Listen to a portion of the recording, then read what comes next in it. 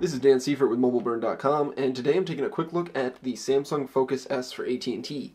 The Focus S is the second of the two new Windows Phone 7.5 smartphones that AT&T has released recently, the other one being the smaller Focus Flash that we reviewed a couple weeks back.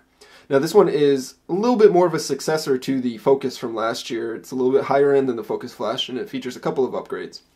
Now, when you first look at it, you can see it's got a very strong family resemblance to any of the Galaxy S2 smartphones from Samsung, the Android-powered ones. Right here, I'm just going to do a quick side-by-side with the Galaxy S2 Skyrocket, which is an Android-powered Galaxy S2 smartphone for AT&T, and you can see the design cues are almost exactly the same, save for the slightly larger screen on the Galaxy S2.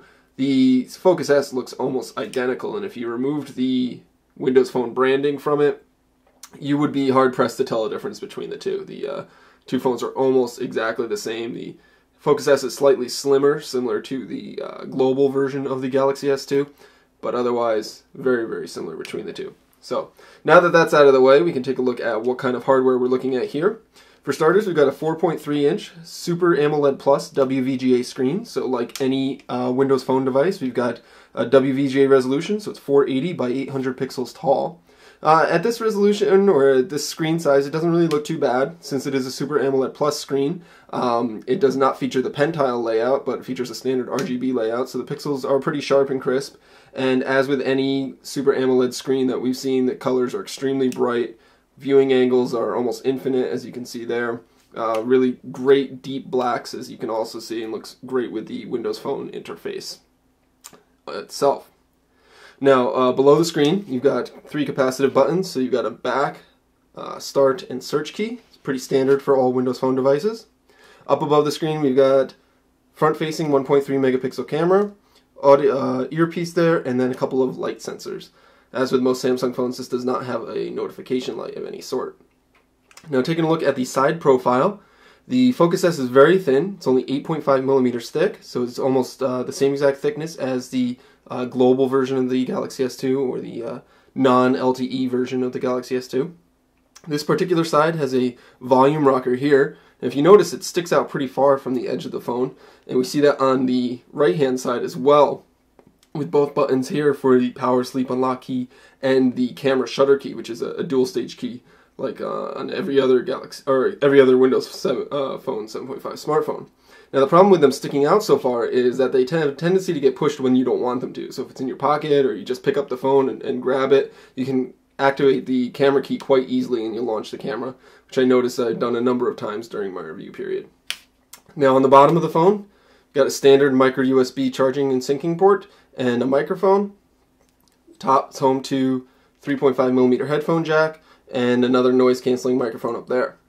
Now if we take a look at the back of the phone, the Focus S has a textured back, but it's not quite as deep a texture as we saw on some of the Galaxy S2 models, but it is better than nothing, provides a little bit of grip to it. There's an 8-megapixel autofocus camera with an LED flash, so that's a significant upgrade over the 5-megapixel unit on the original Focus, or the Focus Flash, which happens to have the 5-megapixel unit as well. And then below the battery cover, we've got an external speaker. And if we pry open the battery cover here, you can get a look at the 1650 milliamp hour battery. Samsung says you should get about 6.5 hours of talk time or about 10.4 days of standby. So it's pretty much a single day battery. For my experiences, you're going to need to charge this up pretty much every single day. And then you've got a SIM card slot. There is no micro SD card expansion with the Focus S. It has 16 gigabytes of internal storage, but once you fill that up, you are stuck. Microsoft does provide 25 gigabytes of cloud storage with its SkyDrive service, and it does have the Zune music program, so you can subscribe to Zune for streaming music services for about $10 a month, if that's available in your country. The Focus S, just like it is mostly the same as other Galaxy S2 phones or other smartphones that are Galaxy S2 models, it's very light and plasticky. It's about 116 grams in your hand, so it's very lightweight, and it's comprised of primarily all plastic, so it does kind of have a tendency to have a cheap feel to it. Now, as with the Focus Flash, the Focus S comes with Windows Phone 7.5, or the Mango Edition pre-installed. So let's take a look here. Check our About Phone here. There we go. Windows Phone 7.5 there, pre-installed. And it's powered by a single-core 1.4 gigahertz Qualcomm processor and 512 megabytes of RAM. It's the same processor and RAM combination that was on the Focus Flash, and it seems to be the high-end Windows Phone 7.5 configuration for this year. It's the same processor and RAM that was on the Lumia 800 from Nokia and the HTC Titan. So all the high-end phones seem to be using that sort of combination of processor and RAM. It's very fast. Windows Phone 7.5's Metro interface, as you can see, snaps along very quickly with minimal lag whatsoever. Apps open pretty quickly as well, as you can see here. Let's load up mobileburn.com in our browser.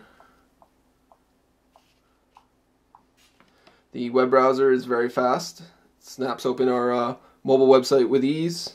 If we switch over to the full version of the site, you can see that loads up very quickly as well. Now, the Windows Phone 7.5 uses Internet Explorer 9 Mobile. It does not support WebKit rendering or Adobe Flash, so certain mobile sites are going to look a little funny in it because they require WebKit rendering. But for most desktop sites, they do load pretty quickly and pretty fast and nicely. And you can see here, pinch to zoom is effortless and quick. Double tap to zoom works very quickly as well. You can, of course, use it in landscape. And you got multiple tabs. Let's open up a simple site here. And then you can switch between them with ease.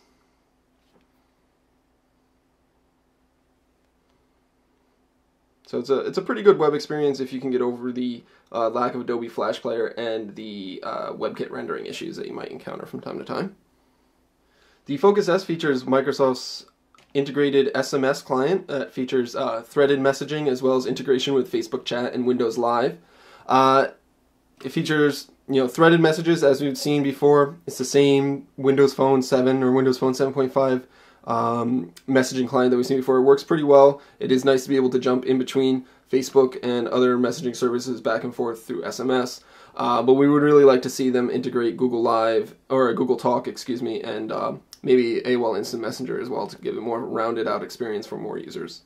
Here we can see the Windows Phone 7.5 keyboard.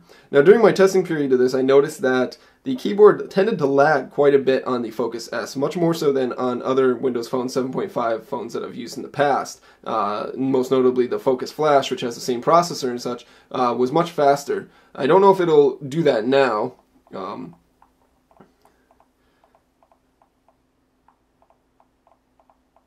But you can see how the sounds are actually kind of lag behind, and when you're typing a lot, I noticed that I made quite a few mistakes because the keyboard was not keeping up with my own typing thumbs. So that's probably something that Samsung could address with a software update, but it did get quite frustrating from time to time, especially considering the high-powered processor that this phone has. Now, Samsung and AT&T kept the pre-installed apps to a minimum on the Focus S. You've got a suite of AT&T apps here for Family Map, Navigator Radio, Uverse Mobile, and then down here you've got My AT&T, which is an account management app.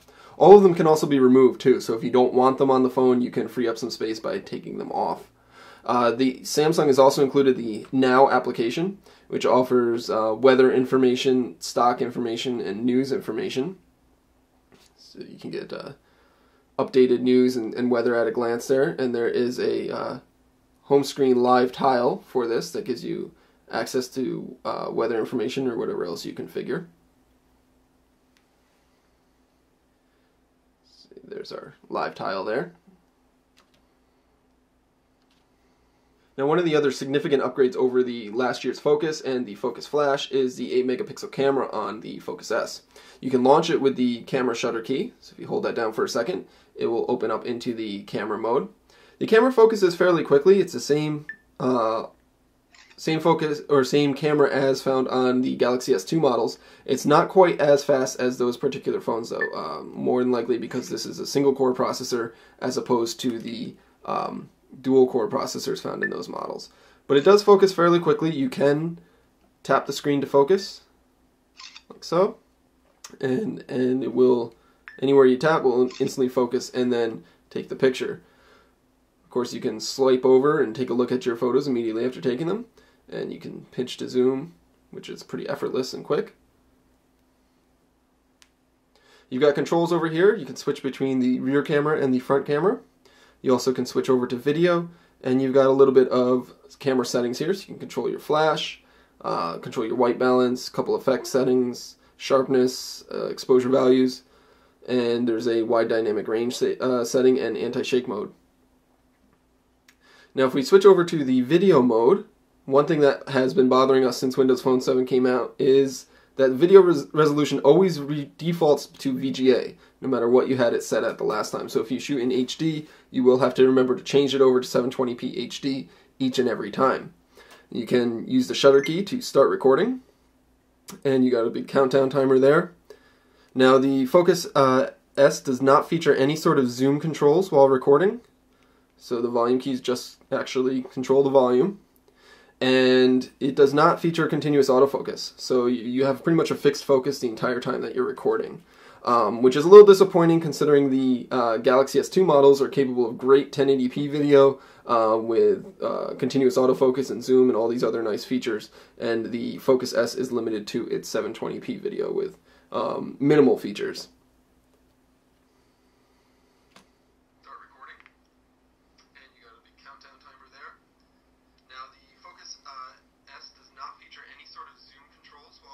So there you have it. That's a real quick look at the Samsung Focus S for AT&T. The Focus S is about as close to you can get of a Windows Phone 7.5 Galaxy S2. It features a very similar hardware design, same screen, same camera as the Galaxy S2 models. It does have a little bit slower of a processor. It's a 1.4 GHz single-core processor, since Windows Phone 7.5 does not yet support dual-core chips. But it is incredibly thin, 8.5 millimeters.